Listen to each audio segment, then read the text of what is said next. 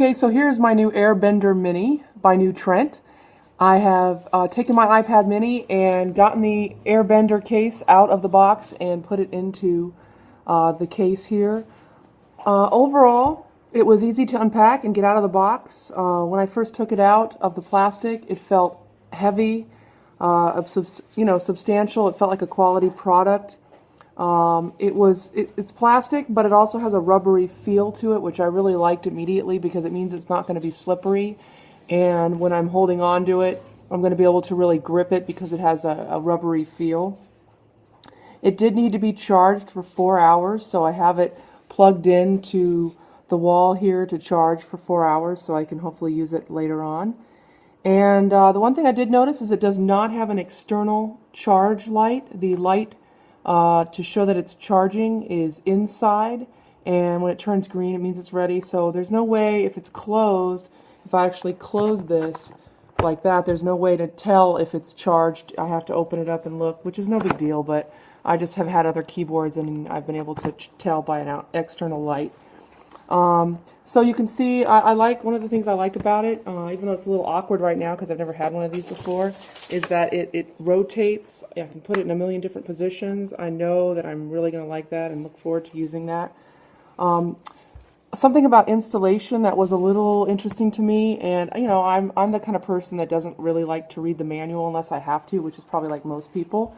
But I did end up reading the manual because I wasn't exactly sure, first of all, how to get this piece off of the keyboard. And as it turns out, you just have to pinch these two little things in the back here by the logo, and then it came off, which was pretty simple to figure out, but that might be something you want to put in the manual just in case people don't want to have to feel like they're breaking it, trying to get it off. So once I was able to get that off, then I had a pretty simple time putting the case and the protective sleeve and all that on my iPad Mini. I wasn't sure what the TPU sleeve was. I have no idea what the TPU stands for, but maybe that's just a technology thing and that anybody over the age of 20 doesn't know. But I was able to figure out, just by the positioning of the holes and stuff on the plastic cover and the rubbery piece, kind of how to position my iPad Mini in there. One problem I did have was when I put this on the first time, this external rubbery piece, I guess that's the TPU sleeve. When I put the TPU sleeve on this piece right here that goes on the on button, somehow the way that I put it on, I couldn't get the button to push. So I had to take it off, and I couldn't just fix it. I had to take the whole thing off and then try to put it back on again. And then the second time, it functioned properly. It didn't like jam the button or anything, so then I was good to go. And then I was able to get everything else on pretty easily. One of the things I would recommend is to tell people to clean their iPad Mini before they put it in here, because once they put it in here, it's in here, and I don't think anybody really wants to take it out unless they have to. Other than that, once I got it in here in the case, I was able to figure out how to get my iPad Mini, now that it's in its protective cover, back attached to the keyboard using these little push-in, these little pincher knobs here. It was pretty simple to figure out, but again, that's something that if I hadn't figured it out the first time just kind of on my own, and I don't believe it's in the manual, I did look, that it would be a little bit confusing. But once I got it together and clipped it on like that, I thought, wow, this is really nice. This feels really nice.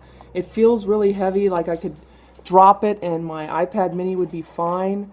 It's not exactly the most feminine thing on earth. Luckily, I don't really care because I don't like frilly, fancy things, but this definitely looks kind of masculine and space age, and it's definitely heavy, and it does add, I would say, a significant amount of weight to my iPad Mini. The cover I was using before was just one of the flimsy blue ones that that's magnetic, that everybody seems to have, that just covers one side and is magnetically held on at the back, and you could fold it 3 times and prop up your iPad Mini. I like it. It's light. It doesn't take up much space, and it does protect the screen. I mean, this not only is heavier, but it's much thicker. It's going to take up more room in my purse. It's going to take up more room in my bag for work.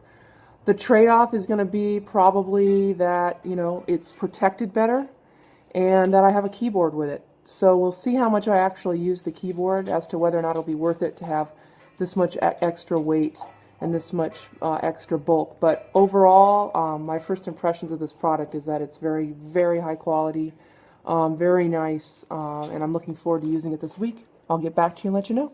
Thanks.